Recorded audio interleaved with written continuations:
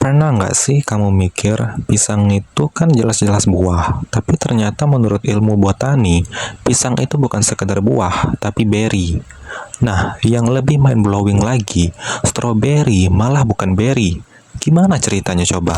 Jadi gini, fakta pertama, dalam klasifikasi botani, berry itu buah yang berasal dari satu bunga dengan satu ovarium, dan juga memiliki banyak biji di dalam buahnya. Nah, pisang memenuhi syarat ini. Fakta kedua, strawberry justru nggak masuk kategori berry karena bagian merah yang kita makan itu sebenarnya berasal dari bagian dasar bunga, bukan dari ovarium tunggal, dan bijinya ada di luar buah. Fakta ketiga, ya seperti yang aku bilang di awal, pisang punya biji kecil di dalamnya. Walaupun kita nggak perhatiin, tapi itu salah satu alasan kenapa pisang dianggap sebagai true berry. Menurut aku, ilmu botani ini bikin kita sadar kalau banyak hal di dunia ini nggak selalu sesuai dengan yang kelihatannya. Nah, kalau dari kamu, ada nggak buah yang ternyata klasifikasinya beda sama yang kita kira? Coba tulis di kolom komentar biar kita bahas nanti. Katanya jadi fresh graduate di 2025 itu tricky banget.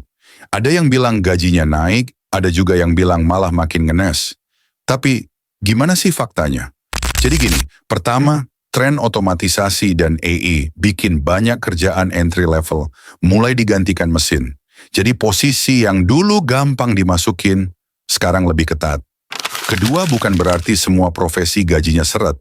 Justru beberapa bidang kayak data analyst, UI UX, dan AI engineering, gajinya bisa naik drastis, bahkan untuk fresh graduate. Ketiga, cerita uniknya, banyak lulusan baru yang sekarang lebih fleksibel. Ada yang kerja hybrid, ada juga yang langsung main freelance. Dan ternyata, sebagian malah dapat income lebih besar dari gaji kantoran standar.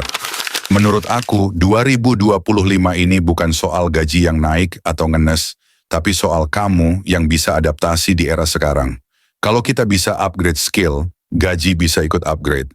Nah sekarang aku penasaran, kalau kamu jadi fresh graduate di 2025, lebih pilih kerja kantoran, freelance, atau hybrid?